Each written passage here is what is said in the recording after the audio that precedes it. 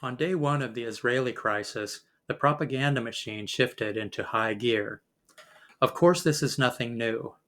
There have been many such campaigns, and each is tailored for a specific job. In the incitements to riot in 2020, liberal media played an anecdotal video nonstop while suppressing contradictory stats. The aim was to discredit liberals and to stop what could have been a Democratic landslide. Later, the anti-vax and sedition campaigns were bald-faced lies designed by global interests to stall the economy and disable the government. It should be noted that Democrats started that program with Russiagate and other bogus lawsuits. The only valid one is the January 6 investigation, but rest assured it'll never go to a conviction. All of them are political theater used to distract attention from policy debate.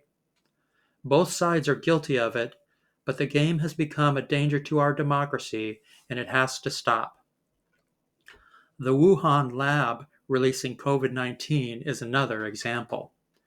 We get cheap merch from CCP sweatshops, so the media sprang into action with a tale of mutant bats and wet markets.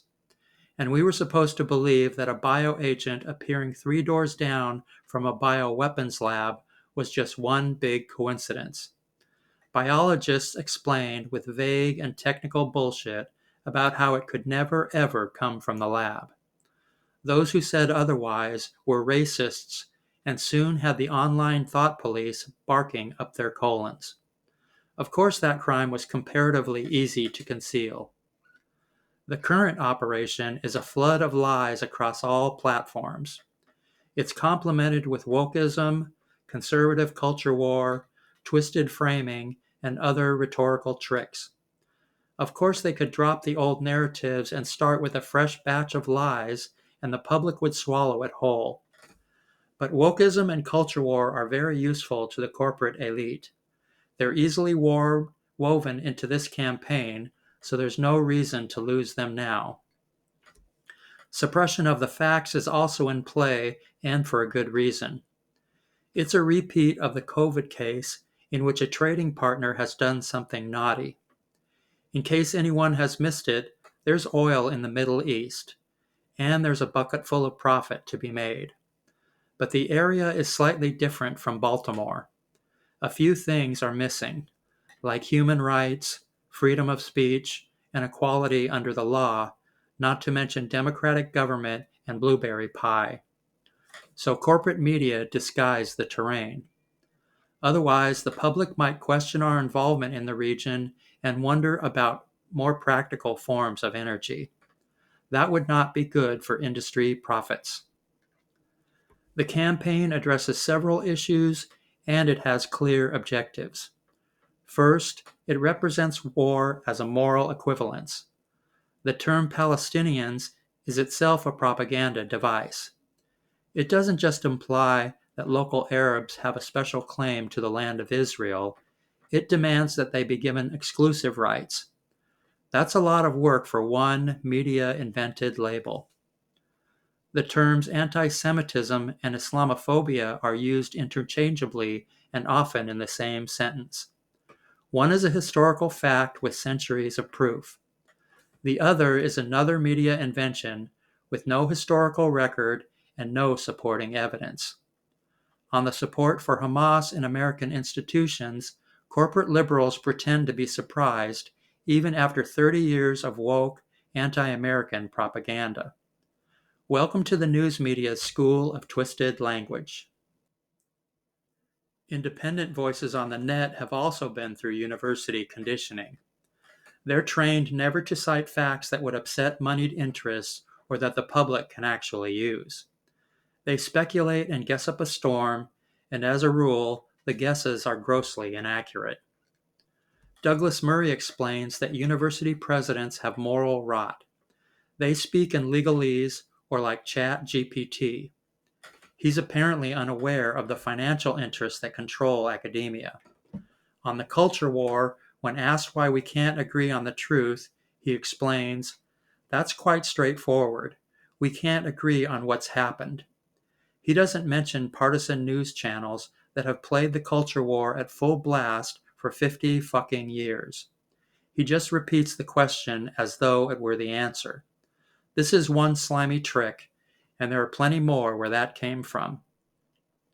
Old school liberals define wokeism as a religion. That's believable because it does have religious aspects.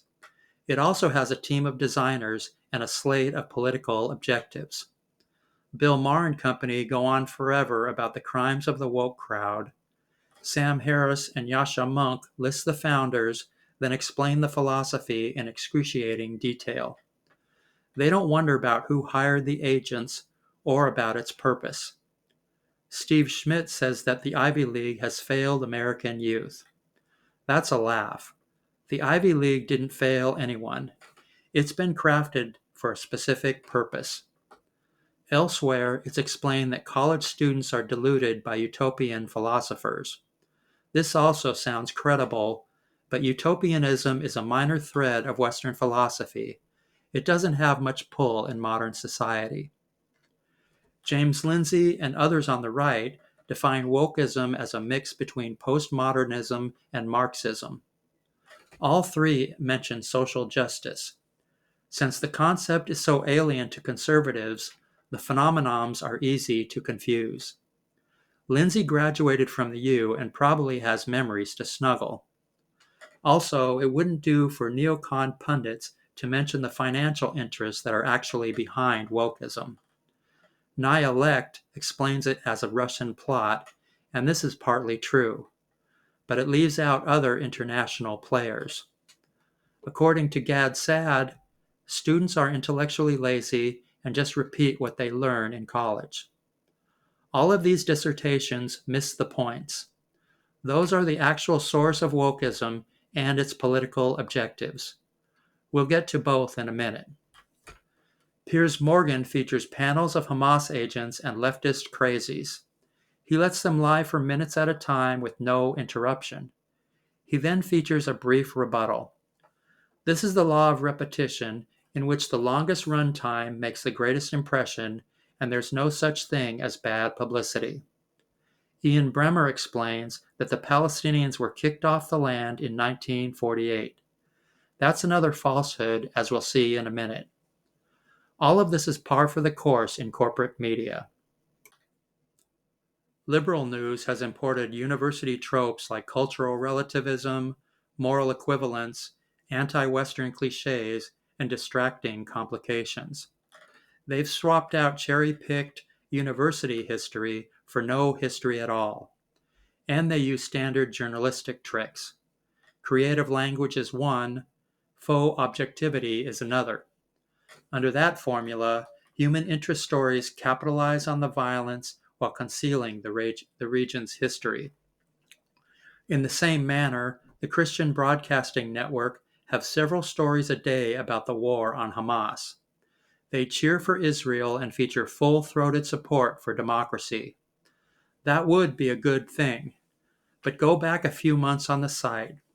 You'll see nonstop support for Trump, who spent years trying to dismantle our democracy. Conservative media also back Israeli democracy. This is a good distraction from their support for crackpot, anti-American programs of the last 50 years.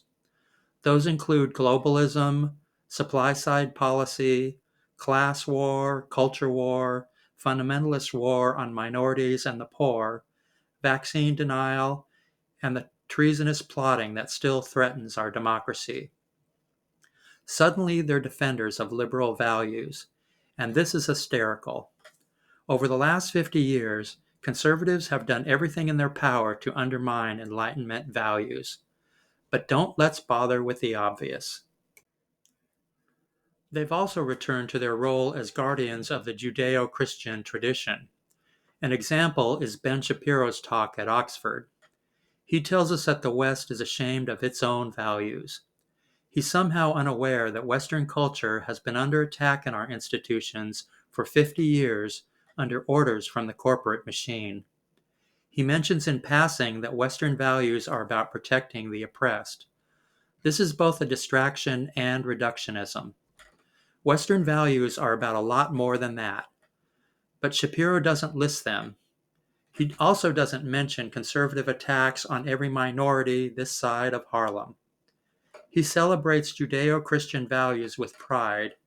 He doesn't notice that corporate media have promoted fundamentalism and excluded mainstream Jews and Christians from the airwaves for 70 plus years. The cause of media lying, he explains, is their binary view of history. It's oppressor and oppressed, in which the so-called oppressed must be defended at all cost. This sounds logical, but it's the job of media agents to provide explanations that seem correct but aren't. We'll see the real cause in a minute. There's also the usual supply of creative framing. Reuters reports that the Arab nations are demanding an end to the war on humanitarian grounds. Weeping mothers are shown. The closed border with Egypt is not. Nor are 100,000 tent houses in Saudi Arabia that could house 3 million people. And no one asks when the humanitarian states will start accepting refugees. So much for the values-neutral approach of this respected source for international news. In the real world, Hamas has been in control of Gaza for some 15 years. During that time, financial support for the butchers was relabeled as humanitarian aid. The voters who elected them are innocent Palestinians. Their banishment from surrounding countries because of terror attacks is not mentioned. The secure borders of Egypt and Israel protecting against terrorism are repurposed as an open-air prison, and the butchers' homes in Britain and elsewhere don't appear. Beyond all of these smokescreens, the issues and the history are perfectly clear. In 1948, the Jews were given a sliver of land in the Middle East. The so-called Palestinians were not kicked off the land. They were told to leave by the Arab states to start a war that would destroy Israel. That failed, and Israel gained additional acreage. Under the standards of war, they would own the conquered land. Later, they began accepting into society not just Arabs, but also every other group. Israel is a humane, democratic, and integrated state. The surrounding countries are not, and we have financed them with 50 years of oil profits. Wokeism is not Marxism or religion or a Russian plot or any of the fabrications of apologists. Wokeism is a creation of global interests designed to undermine our society. It's part of the class war agenda and propaganda campaign started in the 1980s. These are explained in other videos and in the book. It's still important to emphasize, wokeism is a system of cultural sabotage created by global finance. That includes American corporations and powerful interests in Moscow and Beijing. Prominent among them is Middle Eastern oil. College presidents are not dominated by moral rot or legalese or ChatGPT, and they haven't failed anyone. Failure presumes that they're actually trying to teach. Instead, they were hired by college boards who are also major stockholders and under the control of global interests. They set the agenda back in the 80s, which is to corrupt students with irrational, anti-American lies. Meanwhile, corporate managers place far-left extremists into positions of power across society. College grads are not duped by utopianism or intellectual laziness. They're brainwashed by oil money. Full stop. The carnival barkers and the media's constant lying all have one purpose. It has nothing to do with Foucault or a binary view of history. Again, there's oil in the Middle East, so the governments there must be whitewashed and sugar-coated. That keeps the public from asking questions about our involvement there. The sooner we face these facts and explain them to the world, the better.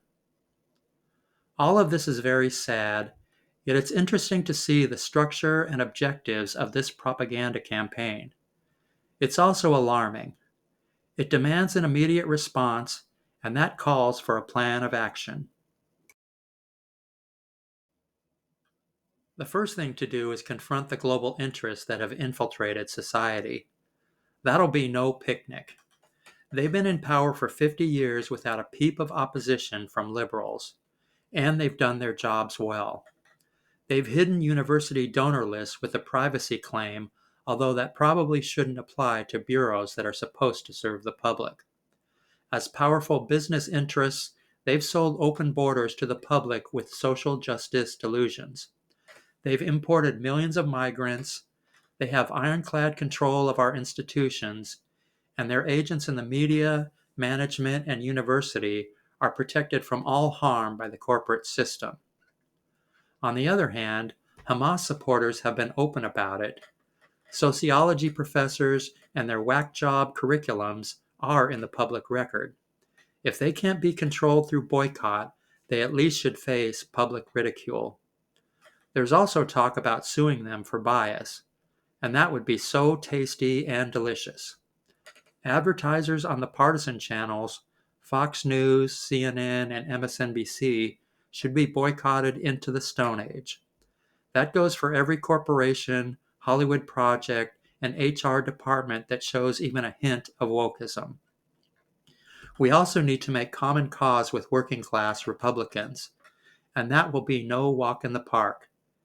Many, if not most, are brainwashed by the culture war, but they seem to have been won over by liberal values. Getting even a few of them on our side would give us the leverage to take government back from the global system. The first words out of our mouths should be to admit our own mistakes. Those include supporting globalism, indulging in race and gender theories that distract from the class war, and allowing leftists and corporate liberals to corrupt the party. We should also point out the failures of conservative voters. They've been duped by the culture war, supply side economics, vaccine denial, and Trump sedition. There are others, but this is no time to get hypercritical. Next, we should offer a practical, bipartisan agenda. We should promise to help get woke people out of our institutions. They're brainwashed beyond cure. They've alienated voters and sabotaged the party for too long, and Republicans would leap at the chance to remove them. We should also help in securing the border. That means from cheap migrant labor and from people at war with Western freedom, not to mention Jews, gay people, and democratic government. Immigration should be regulated on behalf of working people and American minorities, not by economists in the pay of global finance. Finally, and this will be the most difficult, we need their help to re-elect the Biden admin. That's not just because Trump is a threat to our democracy. We have to save the Inflation Reduction Act. It's the first legislation in 50 years designed for working people and 21st century industry. It kills 4 birds with 1 stone. It would bring industry back to these shores. This should mean key industries like semiconductors, pharmaceuticals, appliances, and clean energy. That would create a bucket full of jobs, and cheap energy would supercharge the rest of the economy. Again, we have to make common cause with the working class. We have several shared interests, but we've betrayed them for many years. We should fess up to that. We'll need a good pitch line, and here's one way to go. Finally, we need to get past the dingbat culture war that's been shoved down all of our throats.